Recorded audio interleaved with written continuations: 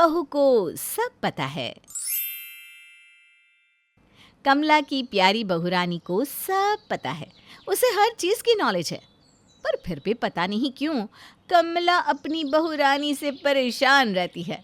आखिर कमला की परेशानी के पीछे की वजह क्या थी, चलिए देखते हैं। हे भगवान, सब्जियां कितनी महंगी हो गई है।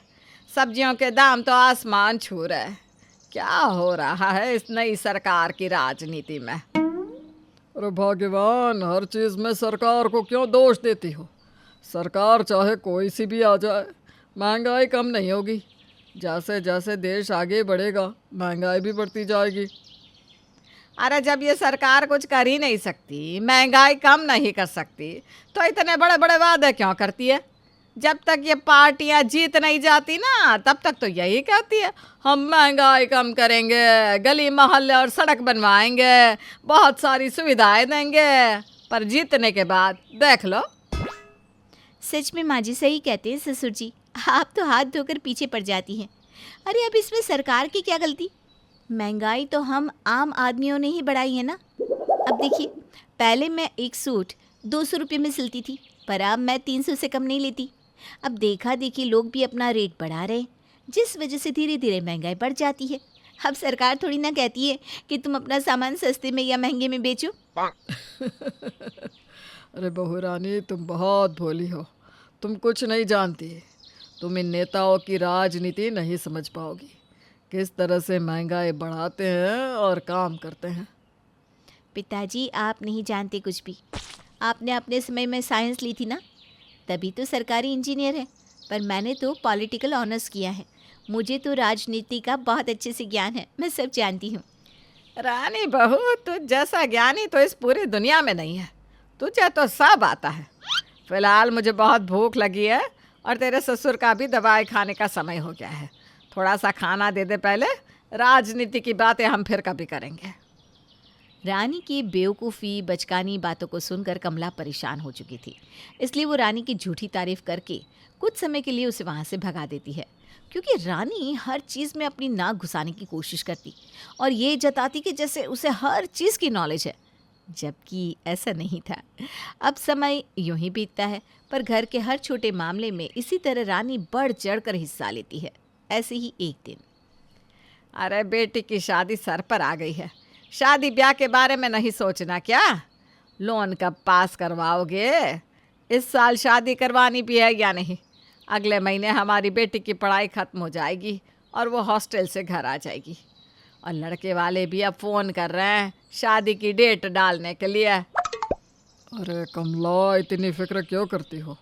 हमें लोन मिल जाएगा, मेरी सरकारी नौकरी रह चुकी है, सब आराम से हो जाएगा।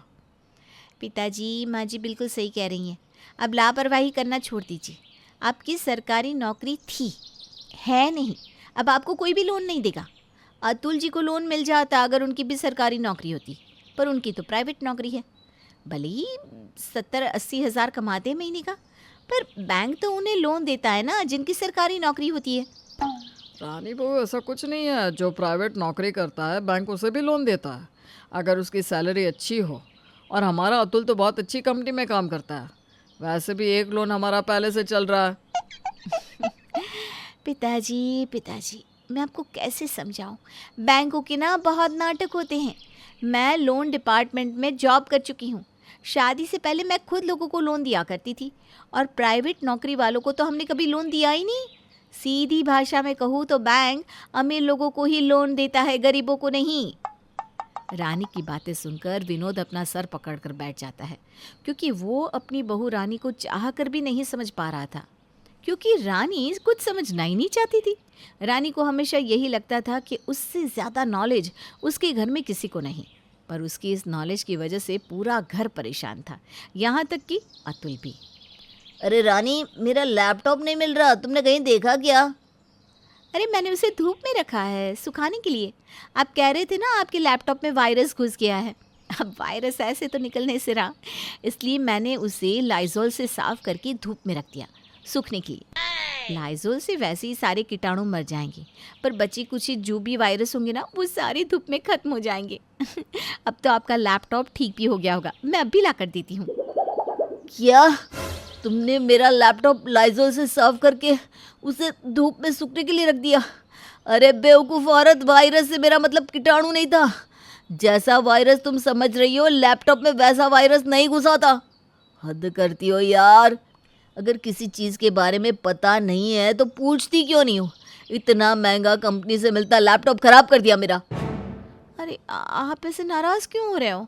आप तो मुझे ऐसे जता रहे हो जैसे कि मैं कोई अनपढ़ गंवार हूँ, गांव से आई हुई हूँ। अरे मैंने भी लैपटॉप कंप्यूटर देखे हैं, मैं तो बस आपकी मदद करना चाह रही थी। मुझे तुम्हारी मदद की ज़रूरत नहीं है। अगली बार कुछ भी उल्टी सीधी हरकत करने से पहले मुझसे पूछ लेना, और मेरी किसी भी चीज़ को हाथ लगाने से पहले मुझसे उस चीज़ के बारे में नॉलेज ले लेना। अपनी फालतू की नॉलेज का इस्तेमाल मत करना, क्योंकि तुम्हारे पास नॉलेज ही नहीं है किसी भी चीज़ की। इतना बोलकर अतुल गुस्से में वहाँ से चला जाता है। पर अतुल की नाराज़गी और उसकी बातें सुनकर रानी को बहुत दुख होता है। बेचारी रोते हुए रसोई में जाती है, जहाँ वो देखती है कि उसकी सास कुछ बना रही है। माँ जी, आप रसोई में क्या कर रही हैं? मुझे बता देती, मैं बना देती। हटिए, मैं बना देती हूँ। बहू जानती भी है कि मैं क्या बना रही हूँ। गोंद के लड्डू बना रही हूँ। तू नहीं बना पाएगी, आराम से बैठ जा, मैं खुद बना लूँगी। अरे माँ जी, मेरे माँ बाप ने ना मुझे सब सिखाया है। पढ़ाई लिखाई से लेकर घर संभालना तक आता है मुझे। मैं तो नौकरी भी कर सकती हूँ, पर अपने ससुराल को संभालने के लिए मैं नौकरी नहीं करती। और इसीलिए अतुल जी को लगता है कि मैं बेवकूफ़ हूँ। और आपकी बातों से भी अब तो यही लगता है कि आप भी यही सोचती हैं। अरे बहू तू तो बुरा मान गई। मेरे कहने का मतलब वो नहीं था। देख, अगर तुझे गोंद के लड्डू बनाने आते हैं ना तो तू बना ले, तब तक मैं तेरे बाबूजी को उनकी चाय बना कर दे आती हूँ। रानी की आंखों में आंसू देखकर कमला उसे संभालने की कोशिश करती है और खुद गोंद के लड्डू ना बनाकर रानी के भरोसे छोड़ जाती है। पर रानी कुछ न्यूज़पेपर में गोंद लगाकर उनको लड्डू का आकार दे देती है और उन्हें बॉल पेपर से लपेट देती है। कुछ देर बाद जब कमला नीचे आती है तो रानी अपनी सास से कहती है, माँ जी, मैंने गोंद के लड्डू तैयार कर दिए हैं, पर मुझे समझ में नहीं आ रहा आपने ये गोंद के लड्डू किस लिए बनवाए हैं और किसके लिए? अरे बहू, तूने तो बहुत जल्दी गोंद के लड्डू बना दिए। मुझे तुझसे ये उम्मीद ना थी। वैसे हमारे सामने वाली पड़ोसन ने मांगा था, उसे नहीं आता ना बनाना। अच्छा दिखा तो, कहाँ है गोंद के लड्डू? रानी अपनी सास को गोंद के लड्डू दिखाती है और गोंद के लड्डू देखकर कमला के तो होश ही उड़ जाते हैं। वो हाथों में रानी के बने हुए गोंद के लड्डू लेकर कहती है, बहू, ये गोंद के लड्डू तूने बनाए? जी माँ जी, गोंद के लड्डू और कैसे होंगे? अगर गोंद के लड्डू में गोंद नहीं होगा तो कैसे समझ में आएगा कि ये लड्डू गोंद से बना है? वैसे ना इसे बनाने में मुझे बहुत मुश्किल हुई। देखिए ना, पूरे हाथ में भी गोंद लग गया है। पता नहीं आप इस फालतू की चीज़ को लेकर रसोई में क्यों बैठी थी। आंटी जी से कह दो ना, अपने बेटे के लिए ऐसी एक्टिविटी खुद कर लिया करे, हमसे ना करवाएं। सही कहा बहू तूने। गलती मेरी है जो मैंने ये काम तुझे सौंपा। मैं तो भूल ही गई थी, घर में सबसे ज़्यादा ज्ञान तो तेरे अंदर है। कमला चाहकर भी रानी पर ना तो गुस्सा कर पाती है और ना ही उसे बता पाती है कि गोंद के लड्डू क्या होते हैं और कैसे बनते हैं।